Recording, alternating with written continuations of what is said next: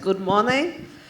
Thank you for showing up first thing in the morning. It's bright, it's early, but Bangalore never fails to, compete the traffic and be there on time. So thank you for making sure that you're there. We have some great audience here, and we'd love to start our session today, which is both on a topic which is urgent, it's exciting. It's about AI on CSR initiatives and sustainability.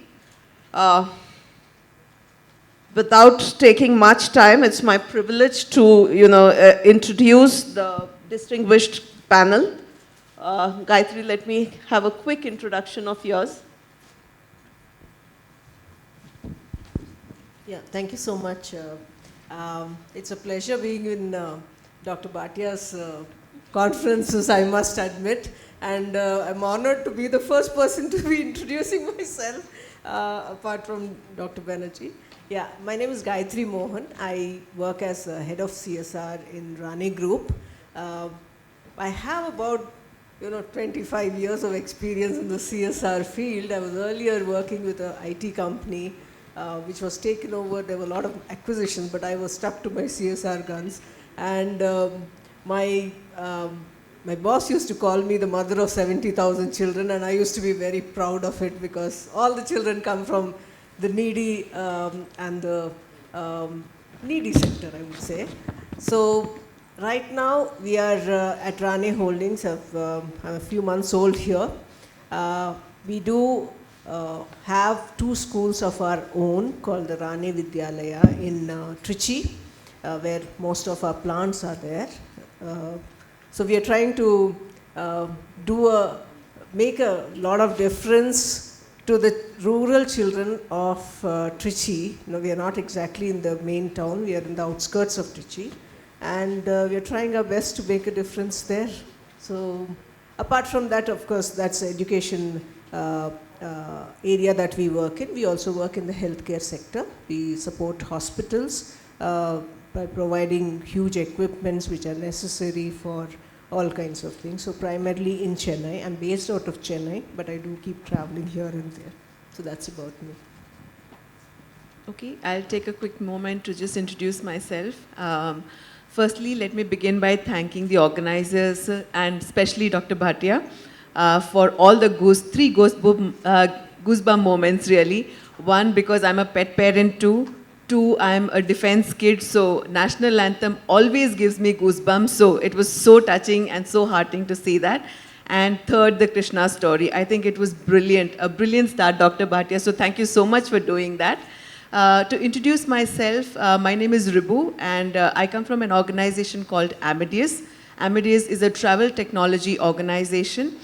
I head corporate social responsibility, and Dr. Bhatia, I'm a marketeer too. I head corporate communications for Amadeus. So yes, there's a lot of money in CSR, and plus a lot of money when it comes to marketing, right? So a right combination, I must say. In terms of what are thematic areas or the kind of work that we do, a lot of it is digital inclusion because we are a tech organization. So a lot of work in the digital inclusion space, starting from kids as young as 10 years old, because there's so much happening in the digital world. All of us know of digital arrests and so many things that's happening around cyber attacks.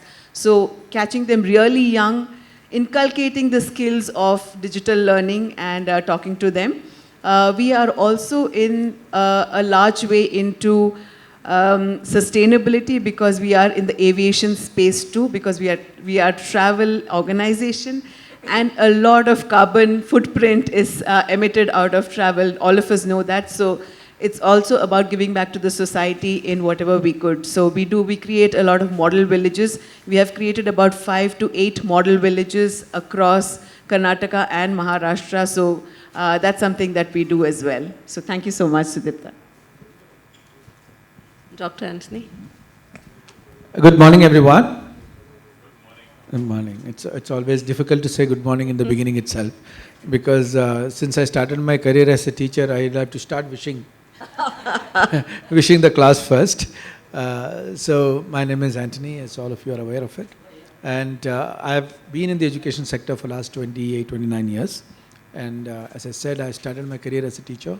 I've been working in various institutions, both national and government, UN organization. I also worked for the ministry for some other reforms. Currently, I'm heading the group CSR for Sterlite Electric, Resonia and Serendika, which are in the power sector. And as a CSR agency, we work in education skilling, health and sanitation, environment and sustainability, and community empowerment. These are 4 pillars. And one of my main duties, 70% of my time goes to head the Sterlite Ed India Foundation, which is the CSR wing of Sterlite Electric, which is specifically focusing on education. And as a foundation, we focus in pre-service teacher education in a special way. That means we are supporting these aspiring students, aspiring teachers, students who are studying in the B.Ed colleges, DLED colleges, to better prepare and to make teaching as an aspirational profession for them, and how they can be proud of being a teacher, and how they are supported both online and offline. We also support the education administrators in the respective states so that they can use their data, information in an analytical way, so that they are able to take data-driven decision making to improve the quality of education. The third, we also look at the supporting the resource persons who are at the state level under SCRT DIED. So through them, improving their capacity to do research, improving their capacity to do the training, the in-service teacher program also gets improved. And so you can summarize by saying that we are trying to touch upon all the aspects of teacher education, whether it's at the pre-service level or at the in-service level or from the administrator level. Thank you. Thank you, Dr. Anthony. Well, I think AI has not just been a buzzword now. I think by now we know that it is making an impact in the way we are looking at education, the way we are looking at,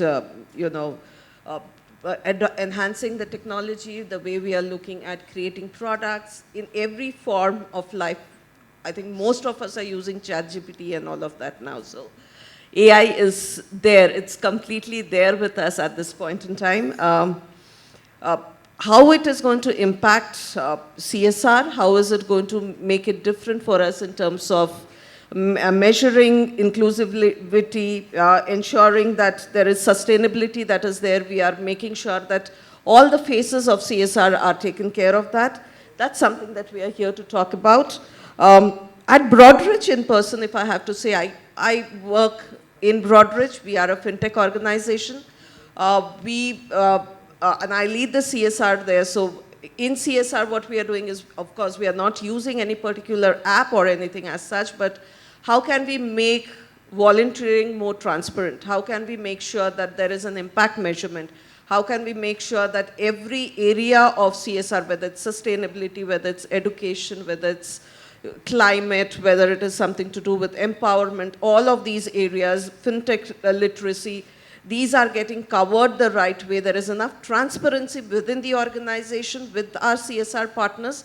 That's something that we are focusing on. How can we, make sure that we are able to give back to the society as efficiently as it is possible.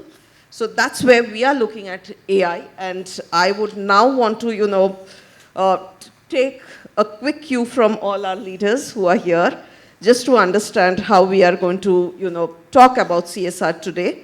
To start with, in your view, Gayatri, what is that one powerful way you think AI is reshaping CSR and sustainability? Thank you, Sabrina.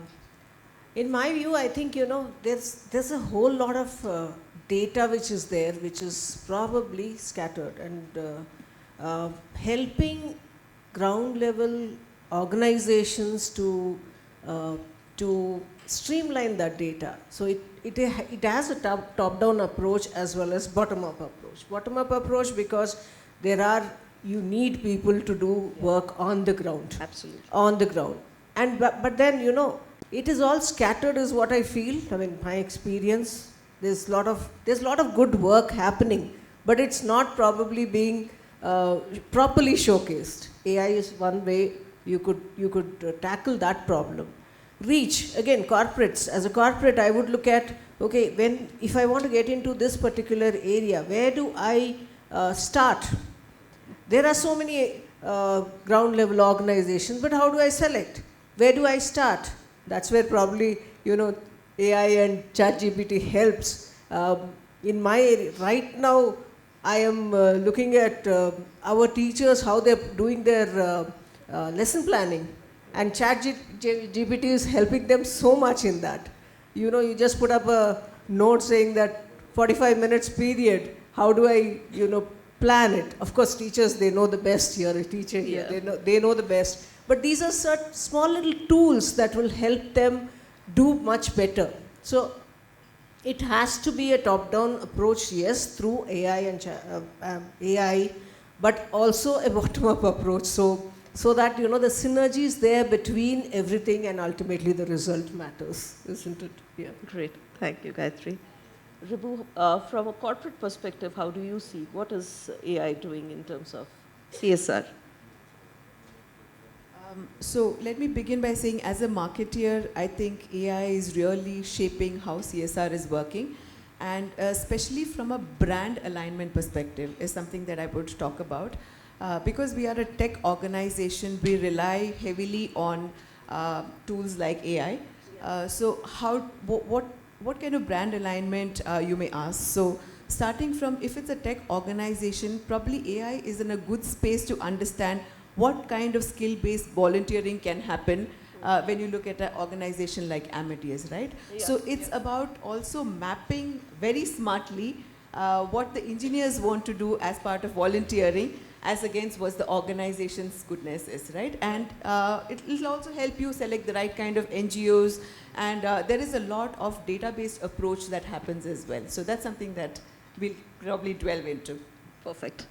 Dr. Anthony, again, from the education side of things, and as a corporate head for Sterlite, how do you look at it? From a CSR perspective or general from education perspective, yes, AI started using in many of the things, but mainly it is for the reporting, compliances, and consolidating data as such. But the real use of AI has started, as I think Gayatri has already pointed out, into what we call as AI in education or technology-enabled education. But the only question is that, are we using it rightly? Most of the time what's happening is AI is being used to speed up some of the work or replace some of the work that we do, not to improve or enhance our work. One of the research that has come out recently is those who are using, how many of you have used ChatGPT, Gemini and all those things? Without question, teacher cannot proceed, you see. The way you use matters a lot. Those who are using it blindly, their critical thinking skill has decreased compared to those who are not using these AI tools. So we'll have to see how are we really using it whether it is in the field of education or from CSR perspective for enhancing our work and not replacing some of our work. And the second point I would like to stress is that, yes, AI can be an enabler, but it cannot replace teacher in the school or in the classroom. Teachers can be replaced who have no competence in using technology, but teachers can never be replaced in the education because they are the, that centerpiece which brings about social skills and other skill development that can be transferred in a group environment in a classroom. So definitely from a CSR perspective as well, it can be improved because we are also using data as a very good tool to improve the education. We use data analytics program as part of our mission of EdIndia Foundation to support the administrators. So many of the people are collecting data, but how many of them are really using it, whether it is at the school level or at the district level administrator or even at the state level, I'm sure about the national level as well. Many of the report comes very, very slow. So definitely this AI can fast track, it can be made more real time, and it can be more accurate about the measure. So that's what the advantages as well. Ribu, you want to touch upon a little bit on the data and the measurement, how it has been done in Amadeus? Because I think Gayatri spoke about it, Dr. Anthony spoke about it, your part will be important. Sure. So in terms of data, I think what really helps when it comes to AI is if you're looking at a real-time dashboard, you get views about what kind of risks are you seeing from a budget or utilization perspective, right? Yeah. Early risk analysis is something that is of great help. It can flag off saying this kind of budget is still sitting in your kitty, and these are the risks that we are seeing with an X NGO. So those kind of pointers are really, really helpful. And obviously it's compliance ready, right? Whenever your board is looking at what kind of data, what kind of NGOs, all of that is real time. It's available from a data perspective. So those are things that is really, really real time and super helpful for the board to take decisions as well. Perfect. Yeah. Any point that you want to add, Gayatri? Yeah, I mean, what I agree with Dr. Anthony that you cannot replace people. Absolutely. You cannot replace. You can only, you need to train our people to use AI in the right way. So you still need to have that skills to teach, for example, but then how do you teach effectively is probably where AI can help. So AI cannot replace people is what I would say. This may be against the concept of how much you use AI, but yes, it cannot be just AI. It has to have people. It has to have, it will help them to streamline things, to go about in a streamlined manner. That's all. ChatGPT, the same thing works with that. So just yesterday we had a training for our teachers, and then we were taking them through the quality circle training, QCC trainings, and someone came up with the idea of fishbone method, and then another teacher who has been using ChatGPT said that we can do all this through AI. I said yes, but then you have to know the subject well also to see that even your AI goes to the right way of teaching. So yes, we need both is what I would say. And compliance, yes, what Dr. said and Ribu said.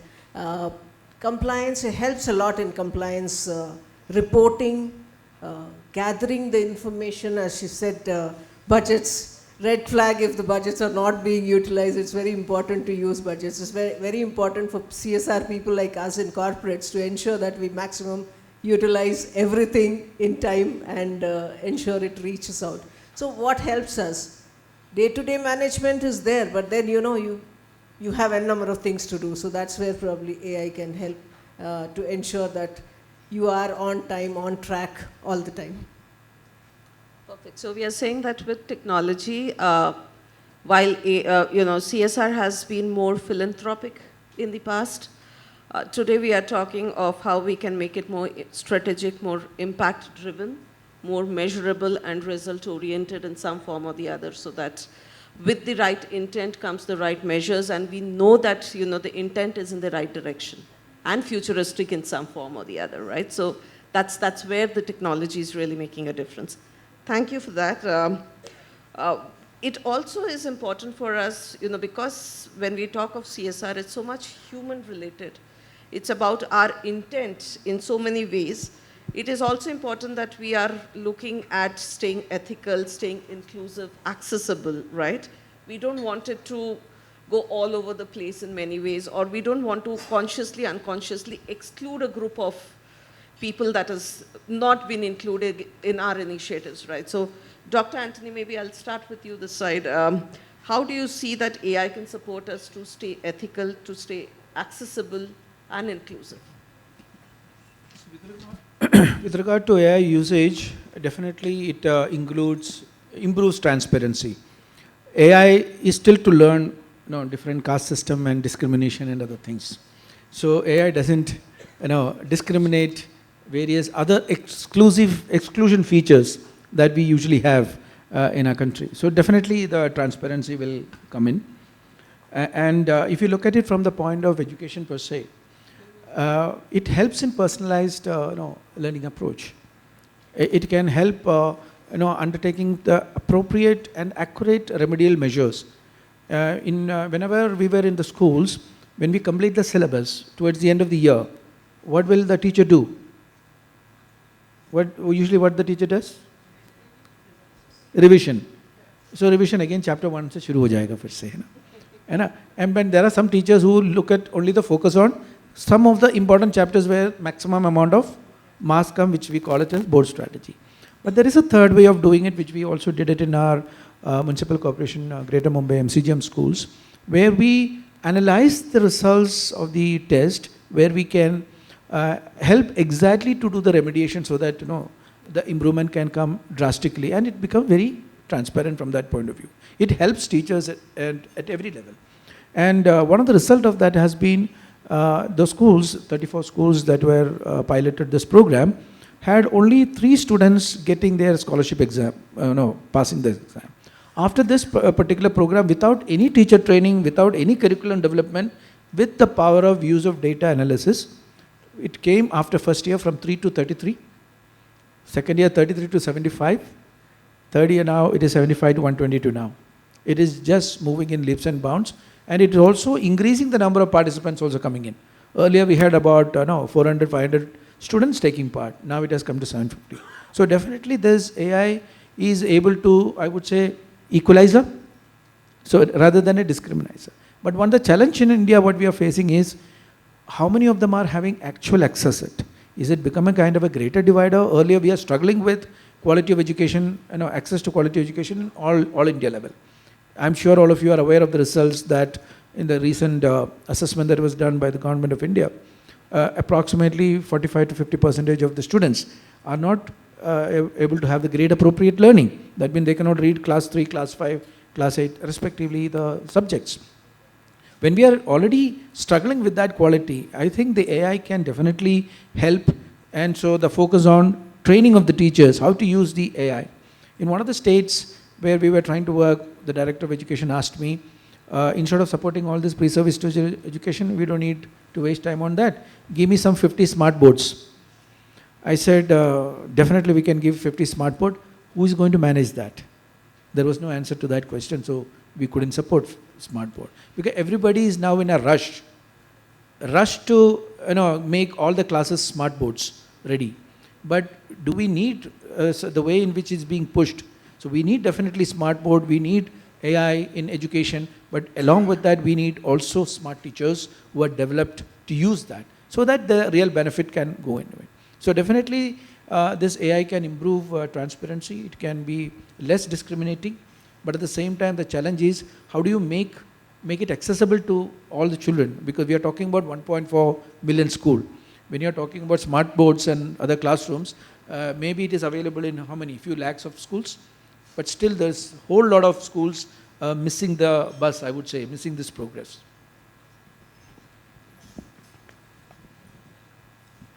Ribu, while he spoke about education and how it has to be more accessible, can you also talk more from the inclusivity part of things? Like how are we making sure that the PWD kids, the LGBT community, while they don't need anything very specific for themselves, but in any case, how are we making it more inclusive and accessible both? So what really excites me about AI is how it reaches the grassroots level education, right? Though Professor spoke about, or Dr. Anthony spoke about, it not reaching to every or the large masses, but I can specifically talk about at least a few schools or 1,000 schools that we have reached and how that's made a difference. I mean, very practically speaking, we inaugurated an AI lab about 3 months back. And just in 3 months, and it's an all-girls school, just in 3 months' time, we got a call from the school saying, can you all just come back? There's something exciting that we want you to see. And these are girls from really backward society. They have absolutely no, no means to get to school and things like that. And we went back, they've put 3 models together using AI. And she says, my dream is to actually showcase this to the Indian Army.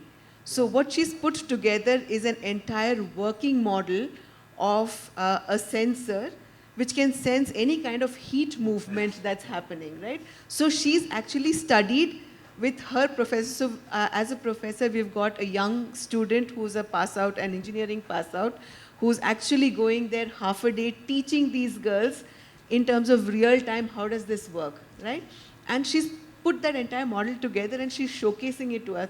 Such a proud moment. And this is just one of the many projects that we're talking about, right? So it's also about making those small differences. I'm sure this is, and then when she was talking about it, she was so proud of this whole fact and she said, one day I want to be standing where you are standing to make this difference to somebody else's life. I think that was a brilliant statement. So that's something, that's the kind of impact that we want to see in the society, right? Yes, I'd like to add to Dr. Anthony's this thing. He talked about smart boards. I was very pleasantly surprised recently when, while CSR has been growing all these years, there were too many players in the market selling smart boards and the content and this and that. Recently, I met one such organization who came and said, yes, ma'am, we give smart boards. We have tied up with a major LED provider and Samsung, and we are giving these. But you cannot replace the teacher. And his content has been so beautifully made, you cannot move forward without, the teacher along with the teaching along with the smart board. So that's something which was very good that I came across. So people are realizing that, okay, technology is there, AI is there, chat box is there, all this is there, but then people are also equally important. So that I was pleasantly surprised, and when you were talking about smart boards, I thought I must bring that to the notice. There are people who really want to make a difference down there. It is not just that, we have to complete compliances to be completed and all that. All that helps, AI helps, but having a heart, like Dr. Bhatia said in the morning, anything you do, you need to have a heart there to do that. So someday let's hope that AI will also have a heart. So we hope, and if it doesn't have people like us, I think we should make it have a heart. That's what I would say. Yes, so the content is something which, and this organization which came forward, I was brilliantly, it is a brilliant idea that yes, the classes can be conducted. This is what is the content. We are making it easy for the teachers, but the teacher is required. So that's really brilliant, I think. If I were to just add, I think it's also the pace of learning, right? Because when you're using chatbots and AI and things like that, it's also about this, there is a certain pace each individual has. So that pace of learning and it's very, very personalized, right? And it's also about the voice or the language that you want to study in. So that's another, enablement that you have. So all of these are really helping the future. Just to add to the point, yes, definitely there are a lot of organizations, even our own organization is giving similar content. Every 2 minutes, 3 minutes, there should be some action to be undertaken, otherwise the content will not move. But the point is, these are all islands of hope, as I call it. It may be happening in, say, 1 lakh schools, but we are talking about 1.4 million schools, because most of the time what happens is, there's always a larger number of students who are always left behind. At this time, approximately it is 40 to 50% of the kids. So I think AI can definitely look at it, but what we need is mass empowerment of the teachers who can use this tool effectively. That's where I think it will be a game changer for Indian education system. We talk about demographical dividend. That India is at its crossroad, but we are not able to really reap the benefits of demographical dividend because we are not focusing on the skills, we are focusing only on the content.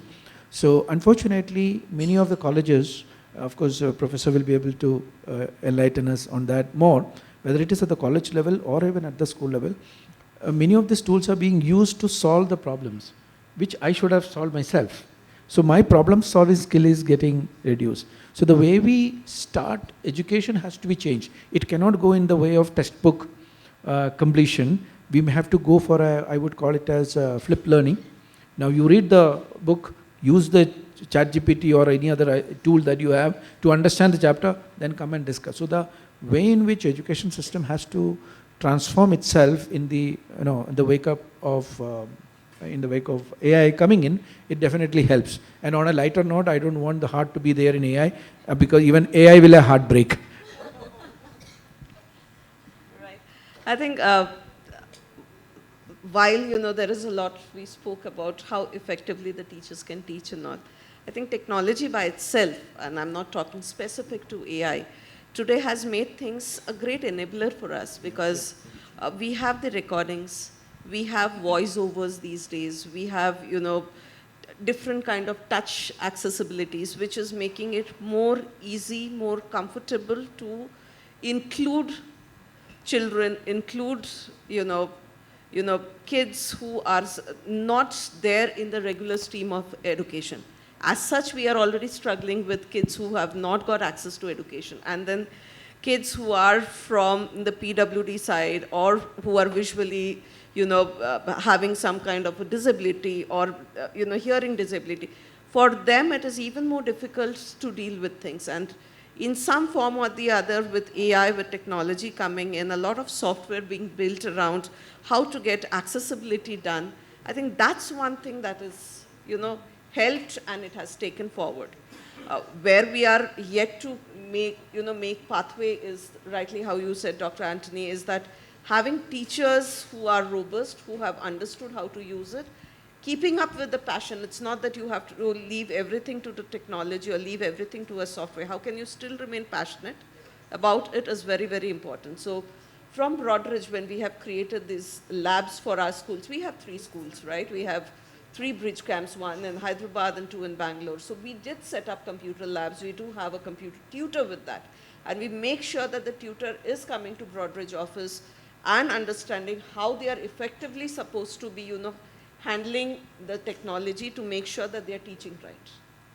Of course, I mean, we have our leaders going into the schools and doing the weekend teachings and all of that. But very, very importantly, it is that the teacher should equally be passionate, both in terms of aligning themselves to the technology and with the profession of teaching, to make sure that there is a balance and that's being taken care rightly. Otherwise, it really doesn't help. Right, so how are we on the time? Are we okay to take another one question? You want to say something? Just want to add here about, you touched base about PWDs. Yes. So even in my experience, we had actually appointed 2 teachers who were on wheelchairs and who were, were good teachers, but we got them to learn computers, and then they became so very well trained, and they were managing government school children, sitting in one corner of the computer center.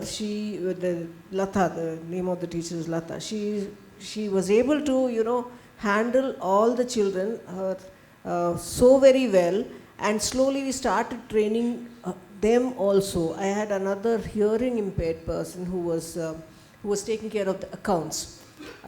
Was dependent on Excel so much, but then now got into little bit of AI, using little bit of AI, and the guy is so quick.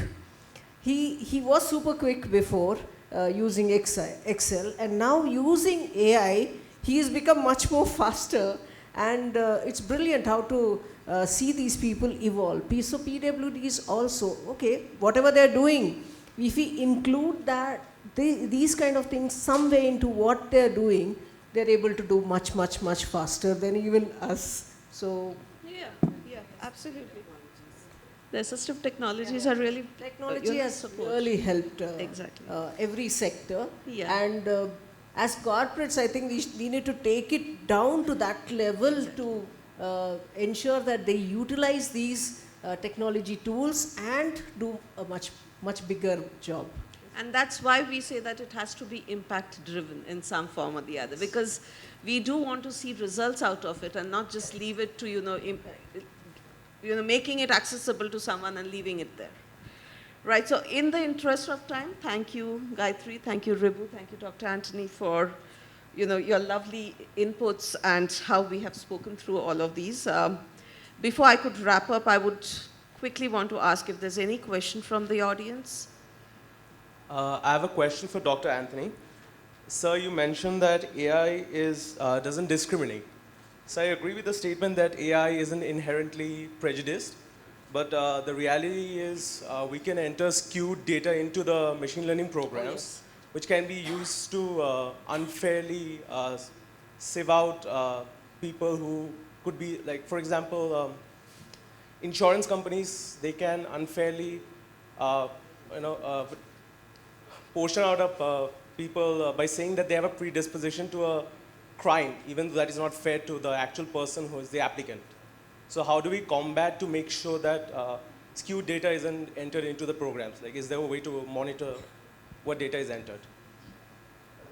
No, thank you. It's a fantastic question, I would say. Thank you, sir. The problem is not with the AI in this case. Problem is with the human being who is feeding the data and doing the machine learning. If my integrity is bad, the AI that I develop also will be bad. So having said that, definitely we have to be extra cautious and careful, and that's where we need a lot of checks and balances. I'm sure you would have read recently, there was a kind of an experiment that was done where AI was asked to shut down and it failed to shut down. Yes, sir. Why it has happened? Because the way in which, as a human being, when I'm helping that machine learning, I have also given my survival instinct into AI. So AI doesn't shut down because it's against the survival. So definitely it all depends on how do we need to use AI for the benefit of the organization.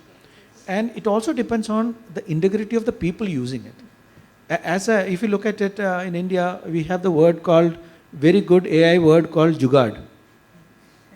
You heard of that, right? Yes, sir. Yeah. Maybe Gen Z, I'm not very sure they heard, because in our time, a lot of Jugaad options are there. So always what we are trying to do is not trying to make one system function well. We are always trying to find the loopholes and getting it done.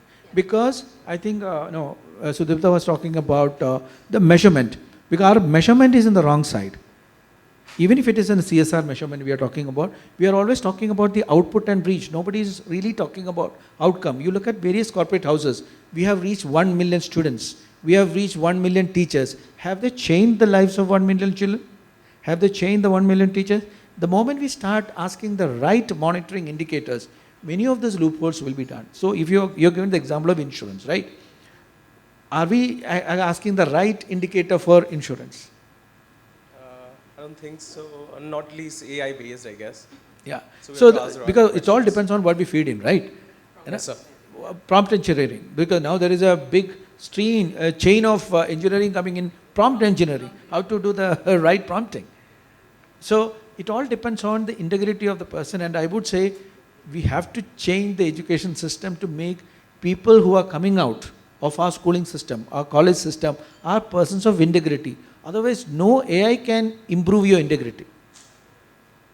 And whatever that's in the business, we have given a lot of examples in the education arena. You take in the health sector, imagine if that happens in the AI sector, in the health sector, hospitals are going to be a disaster. Right? Now there's so much of problems going on in the health sector. There's a donor mafia going on, organ donation mafia is going on. Imagine with AI, you're able to understand the blood law of everyone within few seconds, and they know how to kill the person to get the donation. So a lot of things, AI can be used for wrong things. Now even the so-called atom bomb, or the bombs that was intended initially, it was not for military purposes.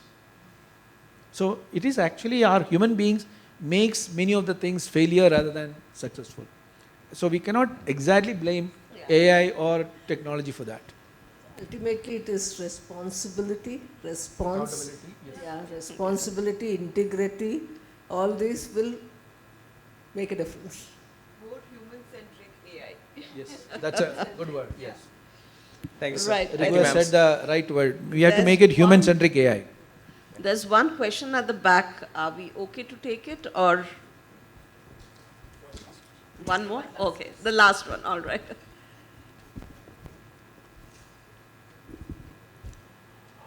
Well, I am Dr. King Mohan. I am the Vice President for Global Business at Medifit Consultants.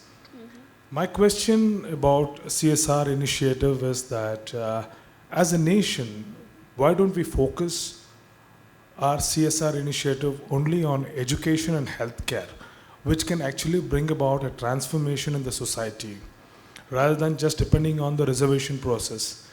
Reservation process has taken some people to heights, but it is still continuing their generations to use the same facility and grow further, but the others are fallen back. So then, as a nation, we should use all the methods of AI or anything else to preferably focus on education completely for everybody, as well as the healthcare. If these two foundations are taken care, I'm sure you can get gems from India who will lead the world. Actually, that's so true, Doctor, because we, as an organization or as a corporate, a lot of our energies are behind education and also skilling. That's another thing that we are looking at, because until education is just one bit of it, if they are not skilled enough to do what they ought to do, then we are a failure, right? So it's also about, one is education, two is ensuring that they are skilled in the right form or in the right manner, and then they have something that they start on their own. One is in the form of entrepreneurship, or to get into any kind of businesses that they would like. So that's something of priority for a lot of corporates. And while I go for a lot of these conferences, there are a lot of CSR heads that we are speaking to, and there are a lot of times when we look at partnerships, we want to look at, so right now we are partnering with CGI, another corporate, to see what more can we do, or what more difference can we do as two corporates coming together, rather than just one of them putting our energies or effort behind. So a lot of things are changing, but I'm sure it'll take a while before we see the impact of it. Just to add to it, no, thanks for raising that question. I think at this time, in the last data available, I think around 40% is going towards education, 35 to 40%, followed by health and environment sustainability and the livelihood. But what I feel, I've been in the sector, CSR has come from 2013-14 onwards. What is important is CSR is still to be matured in India. It has not been matured yet. Many of the companies, corporates are using CSR as a, what I would call it as business promotion, compliance definitely, and also from a business promotion. They try wanting to get more business out of, through the CSR. But the ideal situation, as all the panelists talked about, when we really identify the need, get models of hope and try to scale up, that's where the real change can happen. I'm sure all of you are aware that almost 35 to 40% of the jobs presently is going to be killed, and many of them are already becoming extinct. By the time all these students who are in class 1 today, by the time they come out in after 15 years, we think these are the jobs going to be available, they are not going to be available. So definitely we need to focus on education in terms of preparing them for life, or preparing for the uncertainties of life, not for what is a plus b all square is equal to a square is equal to plus b square plus 2ab. That cannot be the focus, because I was talking to my niece in Denmark. They can use calculator in class 8, 9, 10. Here we are talking about by hearting the multiplication table, and there are 4 classes devoted to only that. Now we have to change with the science of the time, and because these days, I don't know how many of you are still right. Any of you still write or still use a laptop? So you see the only 5-6 hands raised, because that writing skill is over as far as kids are concerned, because everybody is using tablets, everybody is using mobile in the garb of enablement, tech enablement in the education sector.